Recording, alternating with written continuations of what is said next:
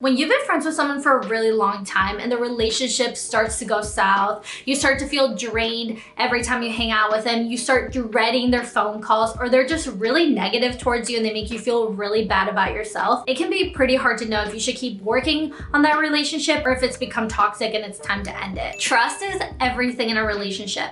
And if they break it by lying to you or spilling all your secrets to other people, then it can be really, really hard to get back. Good friends know that they don't have to lie to you and that you don't have to lie to them. You can be open and honest with each other. You can share secrets. You can tell each other the truth. You tell them how you're feeling if something's bothering you. I used to have a really good friend. She would be my go-to person that I'd always talk to anytime anything happened. After a few years of being friends with her, I found out that she had been telling another group of people all of my secrets, all of my stories. And even though she apologized and even though we had so many good memories together, I couldn't move past the fact that she had shared a lot of my secrets with people I wasn't even friends with. I do think it's possible to come back from it, but that's only if you're willing to really forgive and forget, okay? You cannot hold that over their head. If you're open and honest with your friends, it shouldn't be hard to expect the same from them. And if they're not giving that to you, then it really might be time to end the friendship. Okay, this is huge. If they don't celebrate your achievements with you, if they don't celebrate your accomplishment, if you get a promotion, start a business, start dating someone new, get engaged,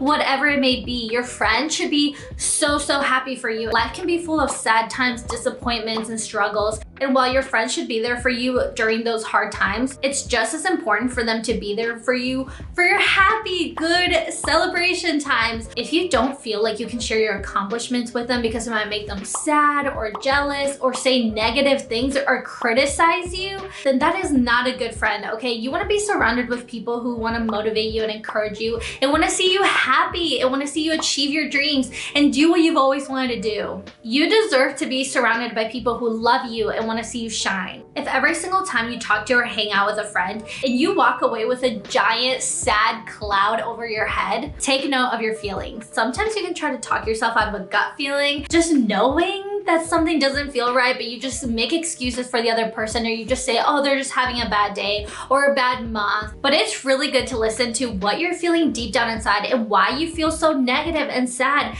every single time that you hang out with them. Do they compare you to themselves or others in a negative way? Do they point out your flaws every single chance they get? Do they constantly joke around in a really mean way? Do they complain about their problems all the time without any sign that they're gonna do anything to change? After being friends with someone like this for a while, you might feel like you have to start walking on eggshells so that you don't trigger them, so that you don't make them feel bad about themselves, or so that you don't accidentally say the wrong thing that might set them off. At the end of the day, you are who you surround yourself with. And hanging out with a friend shouldn't leave you feeling exhausted, in a bad mood, or just sad. You should also consider ending your friendship if you have nothing in common anymore. If you've been friends with someone for years, it is very common to slowly grow apart, especially if you live in different states, if you have different careers, if you're in different stages of life. Being in a different life stage might also make you want to connect with people who are in the same stage of life that you are in. For example, if you just got married and all your friends from college are still single,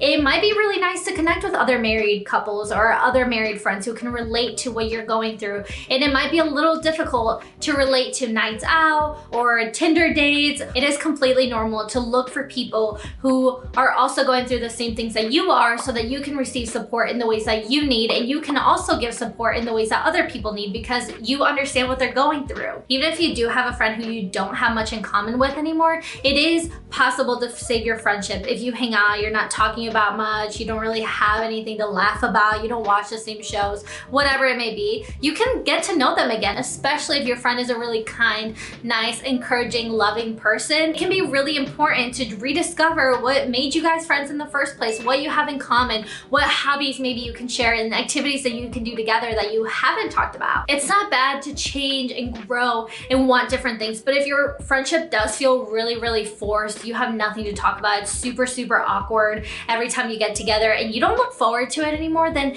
it might be time to call it quits. You don't have to keep people people in your life that don't make you happy anymore. Last but not least, the easiest way to know if your friendship should end is if it feels really, really one-sided. Friendship should be a two-way street, okay? It takes two to hang out, two to talk on the phone, two to make plans. One person shouldn't be carrying all the weight and doing it all on their own. If you feel like your friend only reaches out to you when they need your advice, they need help with something, or they're struggling, and you can't reach out to them when you need them or you're going through something, then it is definitely a one-sided relationship. But you should both be putting in equal amounts of effort and excitement toward the friendship. If you feel like you've been putting in a lot of work and a lot of effort and the other person doesn't seem to be doing the same, and you've told them that this bothers you and that you'd like them to put in a little more effort and they're still not doing it, then it's okay to look for other friendships and to invest time into other ones and a little bit less time on this one. At the end of the day, you don't have to feel guilty or sad for not wanting to be friends with someone who brings you down, who makes you sad, who doesn't want to uplift you and help you become the best version of yourself. You want to be surrounded with people who want to see you happy, who want to see you succeed, who want to see you shine, who make you feel loved. We all have busy lives, but real friends will make time for you, will make you feel special, will make you feel like they're here for you whenever you need them if something goes wrong or if you're celebrating a really special achievement with them. If you aren't feeling that way, then it's completely okay to move on and find friendships that make you feel really good and happy and where you can also thrive and be a really good friend. I hope this video helped you figure out if you need to leave a friend behind. Thank you so much for watching. Don't forget to like, subscribe, comment, be my friend. I'll see you next time. Bye.